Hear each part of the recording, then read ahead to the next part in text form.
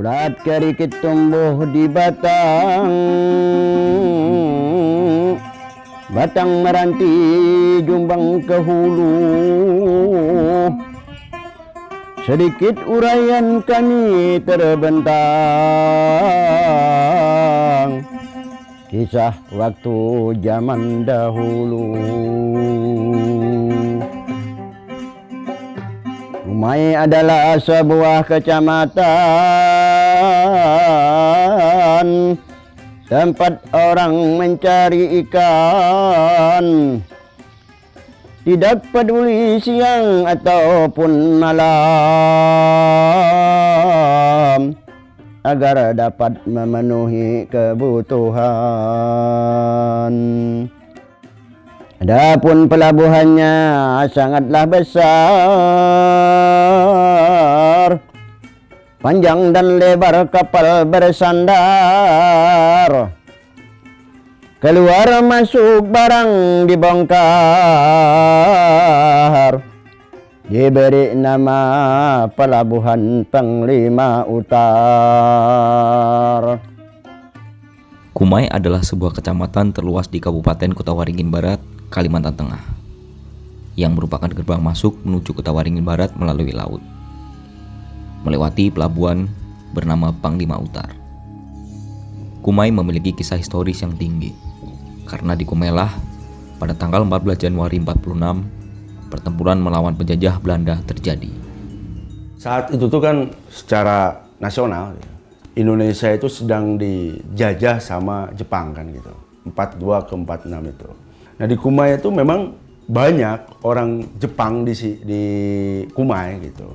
Tapi lebih ke ada di pabrik. Kan ada pabrik tuh di Kumai itu, pabrik pantung atau sama kelapa sama karet kan gitu. Nah, banyak juga orang-orang sana yang menjual hasil bumi itu ke sana. Walaupun dengan harga yang di bawah standar kan gitu. Ya, Jepang kalah di perang Asia Timur Raya. Nah, barulah informasi itu menyebar. Informasi itu menyebar sampai sini dan Jepang itu berkumpul di bom untuk naik kapal. Jadi dipulangkan orang-orang Jepang yang ada di Kumai itu dipulangkan setelah tahu bahwa Jepang itu kalah. Jadi Jepang ini melawan itu sekutu. Cuma Jepang ini sudah menguasai seluruh Asia, ini sudah di tangan Jepang semua. Nah ini yang waktu sekutu ini mau kalah, kekuatan Jepang luar biasa, ialah jatuhkannya atom itu. Nah, 1 di Nagasaki, 2 di Hiroshima. Nah, waktu itu kan Jepang ini sudah tidak berdaya, mati tidak tak hitungan, tak berapa puluh ribu itu kan matinya, bukannya karena pelurunya, bukan, racunnya dulu.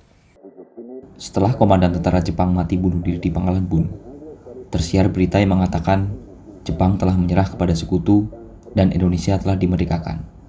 Kabar ini tidak resmi, hanya merupakan kabar angin yang belum positif menjadi pegangan bangsa Indonesia di Kumai, karena hubungan ke daerah luar tidak ada. Tepat tanggal 6 September 1945, untuk pertama kalinya di Kumai, sang saka merah putih dinaikkan dan dikibarkan di halaman gudang Borsumi dengan diiringi lagu kebangsaan Indonesia Raya yang masih memakai teks lama. Dengan dihadiri oleh pemuda, alim ulama, tentara, penduduk Kumai, dan anak-anak sekolah di bawah pimpinan Wilson, satu guru sekolah di Kumai. Indonesia, Indonesia, bangunlah segera. Indonesia, Indonesia, waktunya tiba. Indonesia, Indonesia, hidup merdeka.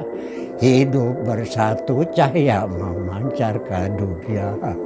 Semboyan kita hidup di dunia, merah putih, berani dan suci.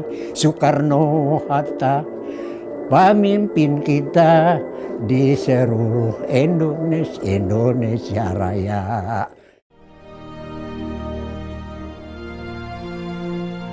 Proklamasi. Kami, bangsa Indonesia. Dari Haji Abdullah Mahmud, baru mengetahui bahwa Indonesia dan tanah airnya telah merdeka berdasarkan proklamasi tanggal 17 Agustus 1945 di Jakarta yang diumumkan oleh Soekarno dan Hatta. Pada tanggal 14 Oktober 1945, bertempat di muka Masjid Jami Kumai, diadakan rapat raksasa yang dihadiri oleh penduduk Kumai dari segala lapisan masyarakat suku bangsa yang berada di Kumai. Dengan mengambil keputusan mendukung sepenuhnya proklamasi kemerdekaan Republik Indonesia yang berdiri di belakang Soekarno-Hatta dalam menegakkan mempertahankan Republik Indonesia merdeka. 1945 atas nama bangsa Indonesia, Soekarno-Hatta. Masyarakat bersatu siap siaga di bawah pimpinan seorang panglima, menjaga tanah air serta suku agama. Di daerah aliran sungai Kumai, kedatangan kapal Hapguan membawa 13 orang tentara Belanda di bawah pimpinan opsir bernama Van der Ploeg tiba di pelabuhan Kumai yang berpura-pura ingin berdagang dengan membawa gula pasir dan lain-lain dengan tujuan berhuruf atau bertukar dengan barang-barang hasil daerah Kota Waringin Barat. Akan tetapi, yang sebenarnya dia ingin menjajah kembali daerah ini. Cerita waktu zaman penjajah, masyarakat lapar dan miskin, susah dan payah. Di mana-mana penjajah sudah menjarah. Penduduk hanya makan singkong berupa imbah. Setelah kapal Hapguan diusir, pada 14 Januari 1946, datanglah kapal Belanda yang penuh dengan ratusan tentara memakai senjata modern seperti karabin, mortir, granat tangan, dan stand gun. Panglima Utara tidak akan diam. Semua daerah pasti dijagakan. Utara, barat, timur, selatan. Datang penjajah pasti ditantang. Pendaratan tentara Belanda pertama disambut oleh letusan senapan TKR dari darat. Dan mulai saat itulah terjadi pertempuran sengit. Belanda memaksa menurunkan bendera merah putih, namun penduduk Kumai menolak. Pertempuran pun pecah. Dengan semboyan merdeka atau mati, penduduk mulai menyerang dengan senjata primitif seperti mandau, parang bungkul, tombak, keris, dan hanya sedikit senapan dan bambu runcing. 14 Januari 46, perang sudahlah pecah. Masyarakat berjuang senjata bambu sabilah. Panglima Utara datang jadi penengah, membawa masyarakat bermusyawarah. Pada hari Senin mulai pukul 9 pagi hingga 5 sore, para perjuang tewas menunaikan dharma baktinya kepada nusa dan bangsa termasuk Komandan TKR Abdul Aziz. Wahai masyarakat,ku muda kesuma, perang sebentar tidakkan lama. 4 hari masuk ke 5, penjajah ditumpas habis semua. Melihat kejadian itu, Panglima Utar mulai geram. Dia mengambil air wudhu di laut dan mulai memasuki kapal Belanda, memporak-porandakan pasukan Belanda dengan menggunakan sebilah mandaunya. Semua tentara Belanda pun mati terbunuh. Penjajah pun lari, banyak yang gugur. Tak bisa berjalan, matanya kabur. Di hutan rimba tubuh nan lebur, hancur luluh seperti bubur. Perang pun usai sudah tiada, pejuang pun pulang kembali ke istana. Senang susah pun sudah dirasa, selamat sejahtera kembali ke rumahnya.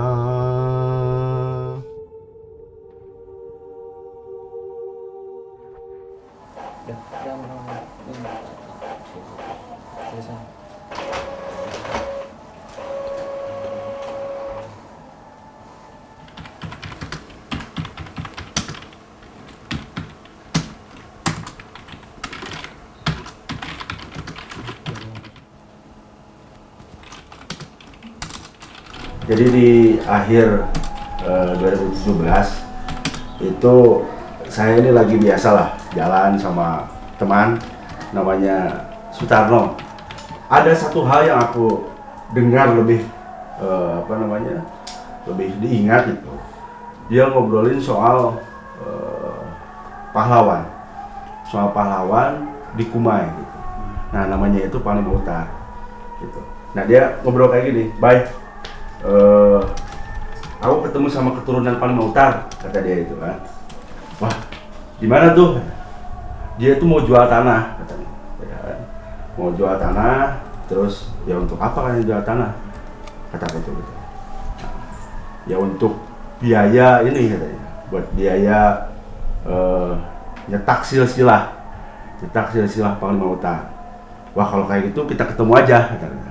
Kita ketemu, nah malamnya kita ketemu sama, nah kebetulan pas malamnya itu ketemu sama namanya itu Pak Tamrin, dia buyutnya hitungannya Pak Tamrin sama Guru Muin, Abdul Muin lah, dia cucu dari Panglima Utar. Sebenarnya saya nggak tahu tentang Panglima Utara itu apakah datuk saya, saya juga nggak tahu pada awalnya. Nah, terus ada ketukan itu, saya nanya sama ibu saya, Panglima Utara itu siapa sih? Terus ibu saya bilang, loh kaiku. Terus kalau ini memang keluarga pian, berarti ibu ini tahu keluarganya Panglima Utara ini. Nah, dijelaskan ibu saya lah, bagaimana kalau sejarah ini kita angkat. Tapi saya kebingungan, mau mengangkat sejarah ini nih sama siapa? Nah, dia menggebu-gebu ngobrolnya soal Panglima Utar gitu, menggebu-gebu nyeritakannya itu. Terus, oke, kalau saya ini merasa haru ya gitu, merasa terhormat ya gitu. Harunya karena memang dia tuh harus menjual aset lah hitungannya, harus menjual tanah demi menjaga sejarah di Pangkalan Bun ini. Gitu. Terhormatnya ya karena saya bisa menuliskan soal sejarah yang ada di Pangkalan Bun, khususnya di Kumai gitu kan. Habis itu oke, kita bikin gitu, sampean itu gak usah jual tanah juga gitu untuk ini, ya nanti mungkin kita bisa usaha dari yang lain gitu untuk mendapatkan pembiayaan untuk bikin ini. Kita bikin bukunya, tapi aku bilang itu kita lebih ke lebih ke detailnya Panglima Utarnya.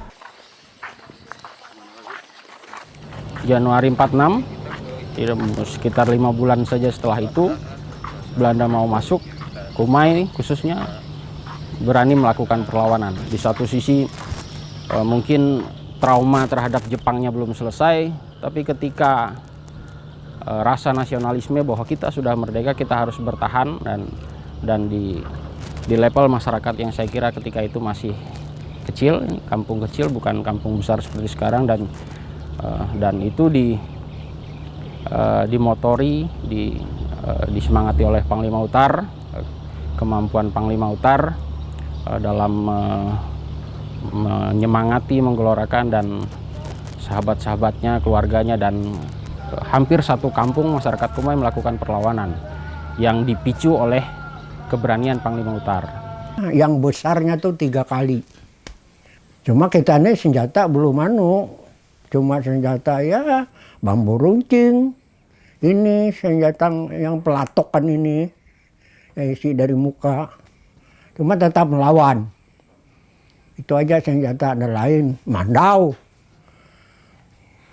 Jadi yang perangnya besar itu Pertama kali ya Kumai.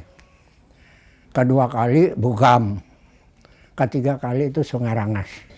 Kami belagian ke dekat kampung nih, masyarakat nih. Uniman perlu nih. Masya Allah. Ada Belanda tuh main di timpas uang kampung mah. Mati si kung nang ini mantam. Mau pakai alat. Ya. Ya senjata semuaan, belum tahu lagi lah.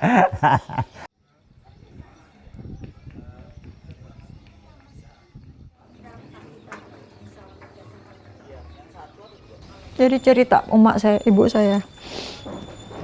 Lalu kai kamu itu katanya. Tak bikinkan air kopi. Aku mau menjenguk istilahnya kakak abang-abang yang di Kumai, kakak-kakak yang di Kumai gitu. Pagi gitu. Ada kali menggalaknya, bilang orang kayak sanggup kan ya. Mau nasi kan susah lagi dulu.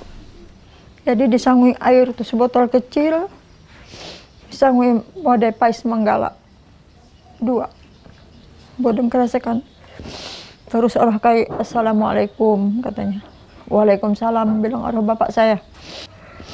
Terus ini berangkat ambil pengayuh tidak menoleh lagi. Pas kebetulan nyampe ke Kumai, rupa-rupanya kapal Neka sudah nyampe di Kumai, di pelabuhan Kumai. Jadi nyampe di pelabuhan Kumai, dilihat arwah kai. Masya Allah ini. Sedangkan orang kai tidak ada senjata selain pisau di tangking, cuma parang, pisau panjang segini. Itu aja arwah kai. Jadi terjadilah peperangan di Kumai. Jatuhlah arwah Kai Ajis di Kumai. Nah, melihat arwah Kai Ajis jatuh, arwah Kai ngamuk. Katanya mundur kalah, maju pun juga kalah, lebih baik maju katanya. Nah, sudah itu, melihat sudah belampar, maju arwah Kai. Maju arwah Kai. Dia ini kan bagian Neka itu minta turunkan bendera. Turunkan bendera katanya. Bendera merah putih. Turunkan di Kumai. Turunkan. Tidak mau. Pak Haji turunkan bendera. Tetap bendera kan bendera merah putih tetap. Kalau turun itu kan kita sudah fatal, kalah kan. Kayak itu. Bisa dikalahkan Neka udah kita. Kayak itu bah. Penisip arwah Kai Panglima Utama. Nah, terjadilah di pelabuhan tumpahkan darah. 14 Januari. Pas pentempuran itu kan mereka berkumpul. Ada sekitar 4 orang sebelum perang terjadi lah. Hari sebelum perang terjadi. Kan perangnya itu sekitar jam 9-an. Nah, di pagi harinya itu berkumpullah 4 orang. Panglima Utar, terus ada yang namanya Anang Julus. Anang Julus itu keturunan Madura. Nah, terus ada komandan TKR, namanya itu Haji Ajis, ya, Abdul Aziz. Terus yang terakhir ada Sukri Abdullah, ya, ada Bapak Sukri Abdullah. Nah, dia tinggalnya di Kumai. Nah, kebetulan itu pas waktu Nika datang itu, mereka jadi garda terdepan, hitungannya gitu. Mereka itu jadi garda terdepan untuk menghadapi langsung Nika yang turun dari takbut gitu. Nika yang turun dari takbut. Nah, 1 orang dari 4 orang itu, namanya Sukri Abdullah itu, dia kabur langsung. Kabur langsung kan karena di belakang itu ada kayak, kalau dulu itu hutan karet katanya. Di sana itu. Jadi orang-orang mencari karet pantung di wilayah-wilayah sana. Nah, dia langsung lari ke hutan. Nah, yang 3 orang menghadapi penjajah itu, kan gitu. Nah, pada prosesnya yang 2 itu meninggal, gitu, kena tembak. Anang Julus sama komandan TKR. Nah, dan pada prosesnya pula Panglima Utar pun berhasil memukul mundur kan gitu para penjajah Nika pada waktu itu. Nah, peperangan itu kalau kata Haji Sukri itu dimulai dari jam 9 sampai sore lah, sekitar jam 5-an. Setelah Panglima Utar memukul mundur itu, Panglima Utar pun pergi ke ke hutan itu. Nah, di hutan itu baru ketemu sama Sukri Abdullah. Pada waktu pas ketemu itu, Panglima Utara itu menyuruh Sukri Abdullah kayak, "Cu, tolonglah ambilkan air untuk membasuh Mandau." Diambilkanlah sama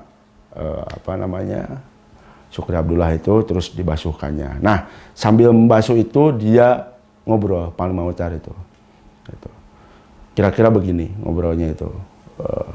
Lebih baik putih tulang daripada putih mata. Lebih baik mati karena berjuang daripada hidup menanggung malu karena menyerah kalah. Haji Sukri Abdullah itu sebagai saksi hidup utama gitu pada saat kalau di buku inilah saksi hidup pertama, karena dia mengalami secara langsung pertempuran itu. Saya lo ditangkap oleh Belanda, tangkapnya langsung angkat tangan. Pertamanya satu buah kapal aja, satu buah kapal menyerang, pulang dia, bayar pulang, terus banyak lagi kapalnya datang. Jadi komandan apa itu namanya sebenarnya? Komandan Idris, tembaknya kan ada pohon-pohon buluh sih, tembaknya sudah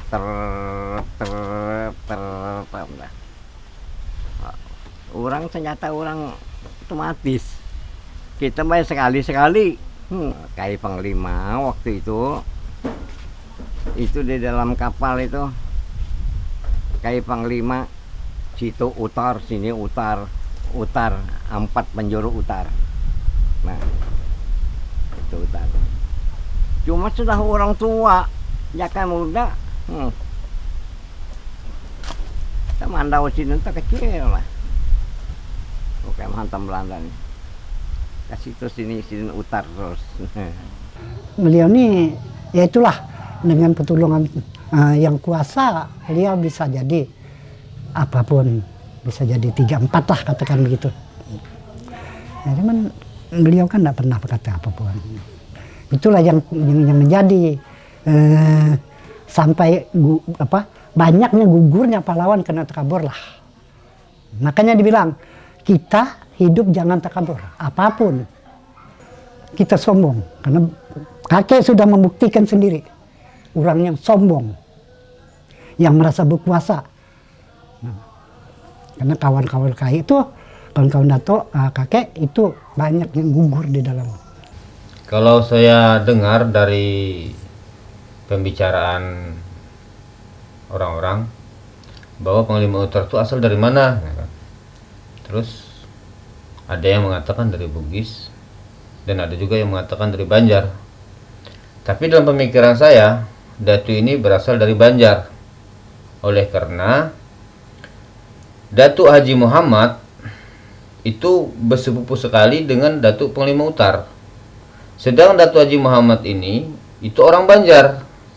Nah, jadi saya tidak memiliki kemungkinan untuk pemikiran saya bahwa Datuk ini dari Banjar.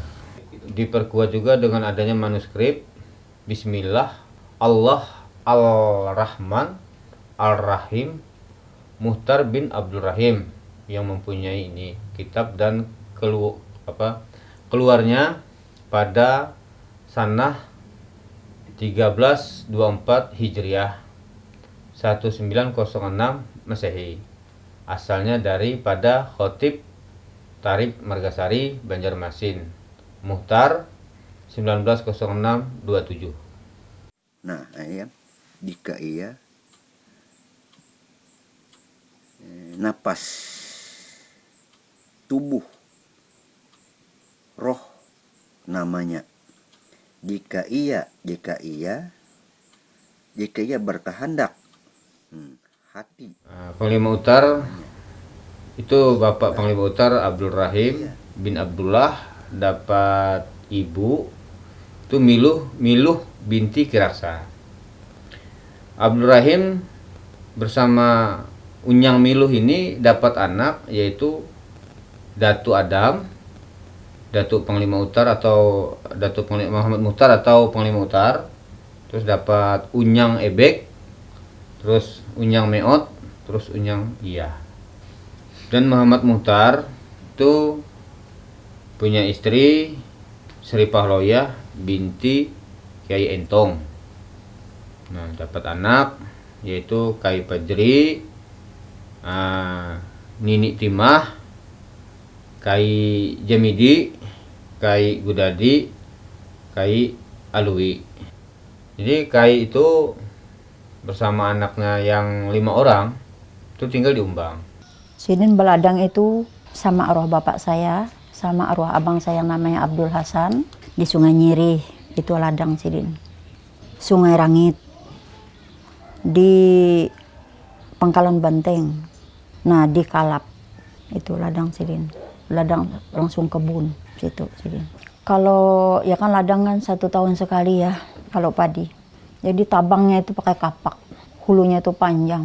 Jadi kalau nabang ladang untuk pahumaknya itu, untuk padi itu, panjangnya segini. Batangnya batang pulut, bilang orang dulu tuh. Jadi kalau nabang gini, abang saya yang namanya Abdul Hasan, baru bisa ditanam padi, dibakar, baru dihambur padi. Tapi kalau yang ladang yang sudah bekas tahun tadi, itu ditanami sengkong, jagung, ubi itu. Nah, ditanami. Barang yang bisa dimakan untuk cucu-cucunya, untuk anak-anaknya. Ya senangnya di nelayan, kerja rotan, kerja jelutung. Ya zaman-zaman dulu lah, kerjaan kayak zaman sekarang. Kalau saya melihat gitu, orang biasa, maksudnya bukan keturunan bangsawan, bukan keturunan menak lah, bukan keturunan itu, tapi yang menjalani kehidupan secara normal lah. Beranjak dewasa dia bertani gitu, ketemu sama pujaan hati, ya kayak kita biasa aja. Nah, pada waktu perang itu, gitu, pada waktu perang itu, 14 Januari khususnya, kalau dari sudut pandang saya itu, dia itu pas perang itu bukan karena yang paling utamanya bukan karena dia pingin menjadi prajurit untuk membela negara gitu. Bukan karena itu alasan dia memerangi Nikah itu. Tapi alasan utamanya karena dia pada waktu itu tuh agamanya kuat gitu. Agamanya kuat, dia juga masuk barisan janggut. Alasan utama dia sampai membantai beberapa orang Nikah itu karena tidak suka melihat kezaliman gitu. Orang yang menindas itu harus diperangi gitu. Lihat dari sosok Panglima Utara ini, ya orang banyak berpikir bahwa Datu itu mempunyai ilmu tasawuf. Nah, dan saya juga punya pemikiran benar bahwa Datu itu mempunyai ilmu tasawuf. Karena ilmu tasawuf ini itu namanya merasa sukmo. Nah, jadi dia diri mengenal diri. Jadi sosok Panglima Utara itu, ibu menceritakan kepada saya itu orangnya senangnya sembahyang, sholat, dan juga dia senang yang namanya bebibaan. Bebibaan itu mana lagu, itu dia senang itu. Dan juga saya waktu di Air Hitam, Datu itu di sana juga mengajarin orang mengaji. Nah, dengan anak-anak termasuk ibu-ibu itu diajar juga di sana. Itu di Air Hitam itu menurut keterangan anak cucu dia yang namanya Dian itu. Beliau tuh begini, kalau kami di Sungai Umbang tuh dulu, karena bapak saya kan tinggal di situ, dan rumah yang ditinggalkan beliau tuh pun kan rumah beliau yang ditinggalkan dengan bapak situ, pusaka lah termasuk. Jadi beliau kalau datang kan di situ, jadi tahu persis lah misalnya kesenangannya apa. Nah, yuk kita bikin makanan sengkong misalnya, ya bikin lah makanan sengkong itu. Ini masih ingat betul, ini di sini masih ada kantor nih, ini saya kena bisul nih, hati-hati cu, dibilang, hati-hati cu. Nah, ini bahayanya nanti saya nggak bisa jalan nih kayak gini ya. Kalau dia datang, sini cucu-cucu semua, ini ikannya, ayo bawa naik. Jadi kalau udah datang di kebun, ini sengkongnya, ayo bawa naik. Kupas kita bikin sama-sama, kita bikin parutan. Nah kalau makan itu memang dia kalau makan singkong tuh paling senang tuh, paling senang dia. Ya cuman habis cerita-cerita, ya kadang-kadang sih kan bisanya nanyanya gini. Ya ceritanya nih zaman-zaman dulu lah, zaman-zaman beliau yang apa namanya istilahnya berjuang. Ya kita nih masanya masih masa kecil tuh kan, biarpun itu kakek, karena kita ini termasuk cucu ya dikatakanlah cucu yang paling dekat lah.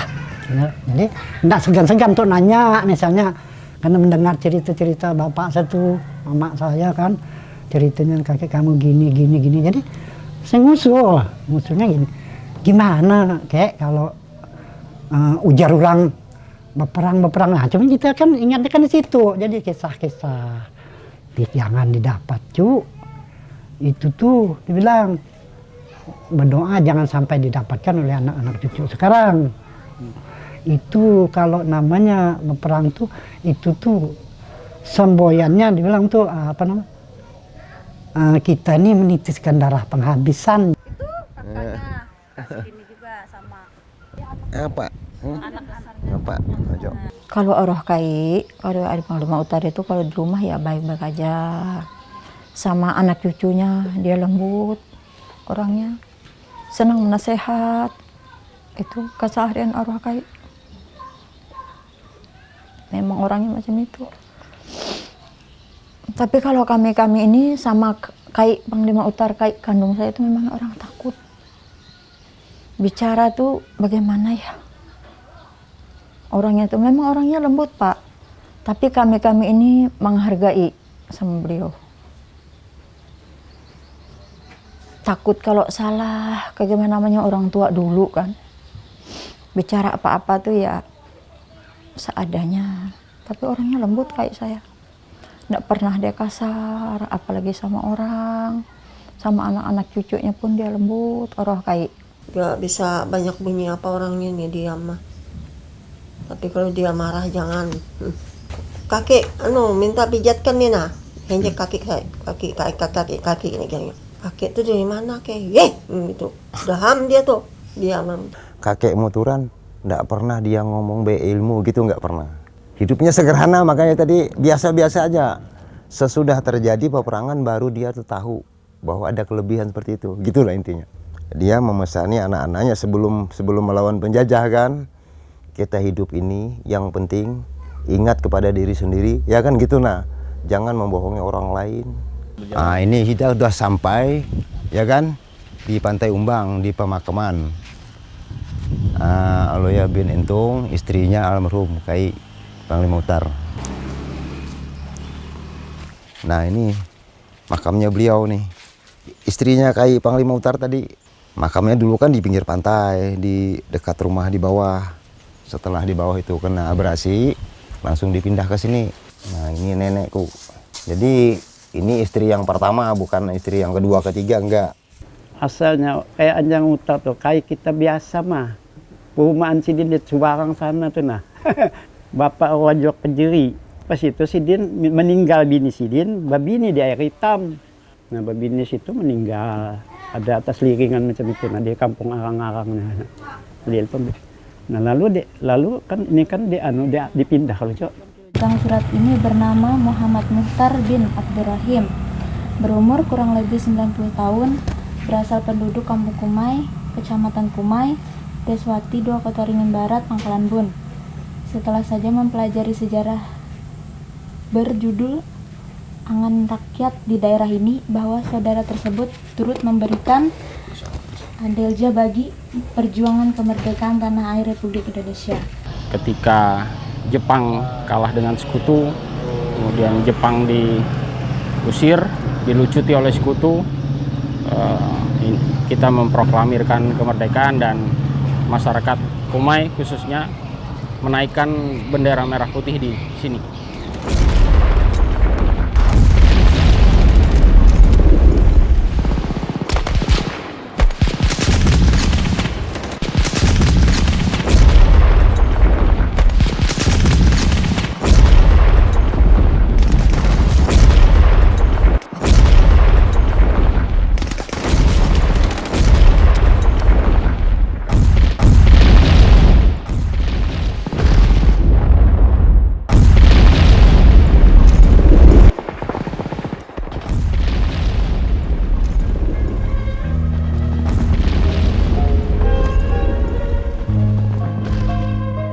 Panglima Utara ini bagi saya itu termasuk tokoh yang gimana ya, yang untuk dirasa saya seperti tokoh pejuang yang benar-benar tanpa pamrih tentang keberanian Panglima Utara membela tanah air, membela Kumai, itu luar biasa kalau buat saya.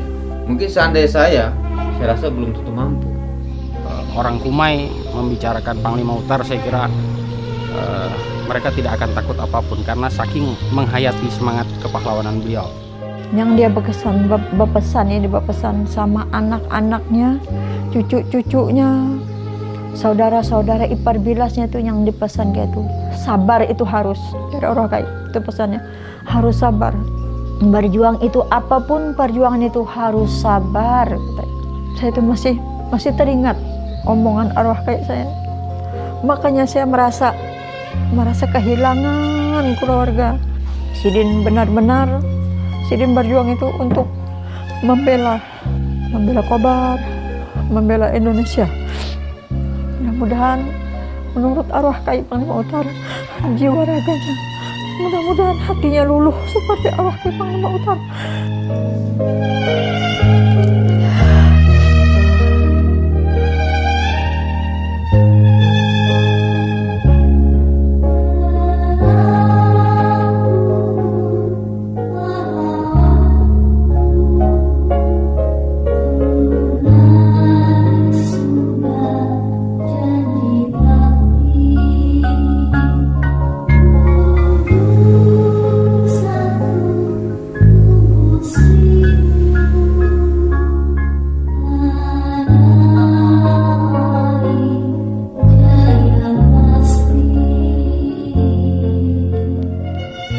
Tenanglah engkau di sana, tenanglah engkau jiwa-jiwa yang besar. Kami akan selalu menjaga titipan tumpah darahmu untukmu Ibu Pertiwi, Indonesia.